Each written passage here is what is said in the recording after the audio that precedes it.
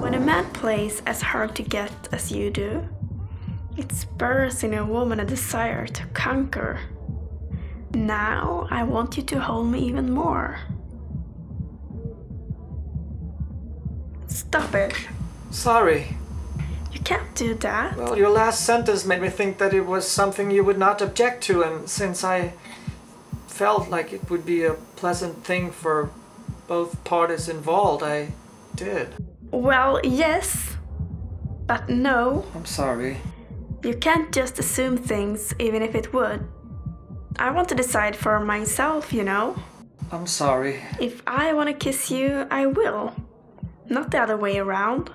That's not the way it's supposed to be. I didn't want to offend you in any way.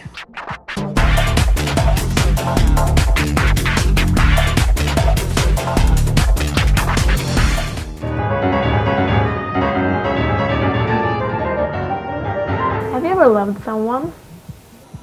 I have loved only once. A girl that I could not have. A girl with a heart of gold. Who was that? I cannot tell you. What's the big deal? Well, first of all, it's utterly embarrassing. Secondly, it's ridiculous. And you will think of me as nothing but pathetic. It was a story I didn't want to tell you about earlier. She was much younger than you are now. I met her only once, and it changed my life. Do you believe in love at first sight? That's something you see in films. Well, miss, this was like a film. It was love at first sight. We never spoke. I didn't even get to know her name. She just shook my hand, that's all I remember. Something about her. Her eyes. Blue. Borderline green. Like yours. Her appearance. Undestroyed. The look on her eyes. Sort of saying that nothing was impossible. My heart starts pounding. It feels like my whole body is pounding deeply with every stroke. I realize that I'm being told a secret by this person who's not even half my age. I mean, she's a fucking kid, for Christ's sakes. Still, she's telling me the secret of life. Like in a very silent and modest hello, she's telling me that, you know, all that matters is to love all and everything. To me, turns my world upside down.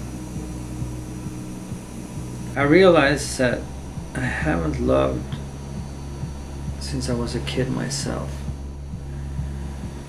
And that the life I was living was not a life in love. So I go home, I kiss my kids. They're sleeping. Leave a little note to their mom, thanking her for giving them life. Take my computer and jump on the first plane out. Why did you leave? Should have snagged her. She sounds like she was the love of your life. She was too young. You did nothing wrong, John. You fell in love. Everyone does. Don't be so hard on yourself. Bishachi, I'm a Christian. Some Muslims think that it was okay for the Prophet Muhammad to marry a kid, and some don't. That's what the Shiites and the Sunnis are quarreling about, if you didn't know it. You're very romantic. It sounds almost like a movie when you tell it like that. You have kids? Yes, I do. Don't you miss them? I don't cry very often, miss, but when I do, it's when I think of them. He was 8 and she was 3. They were the reason for me to rise in the morning. They're my own flesh and blood, lost somewhere. I don't know. I haven't seen them in 10 years.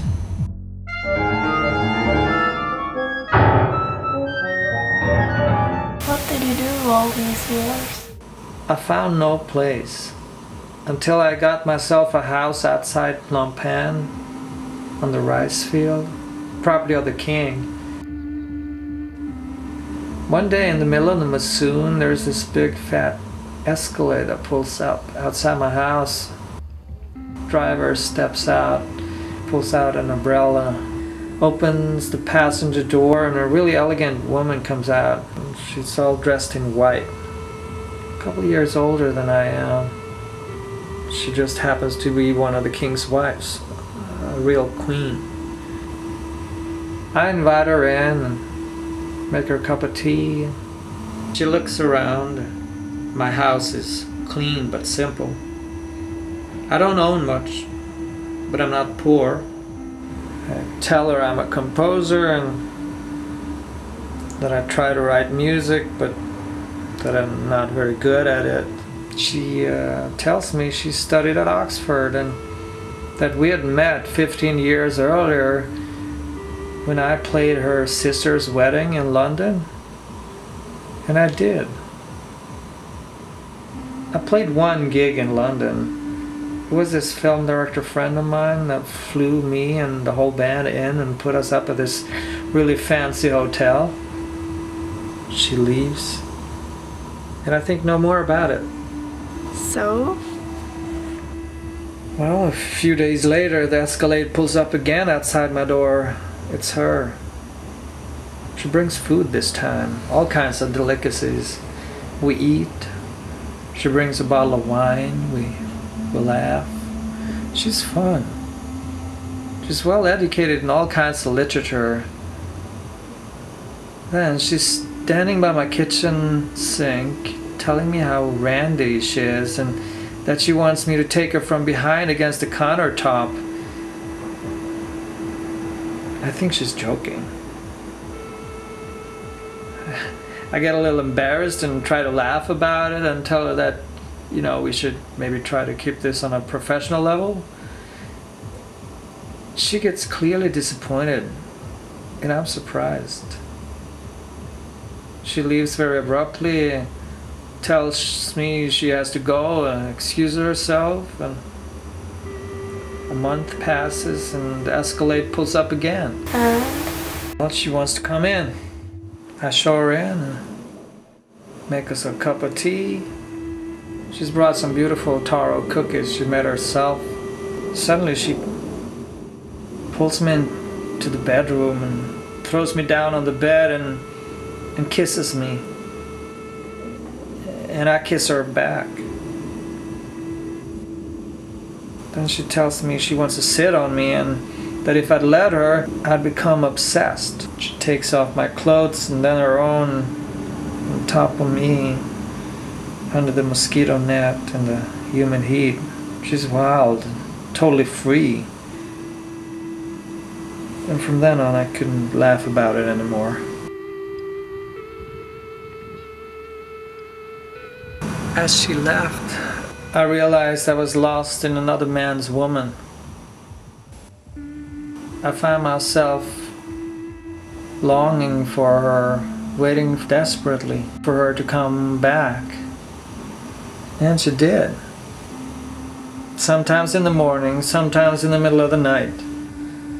Went on for years until she told him that she was in love with me, that she didn't love him, never had.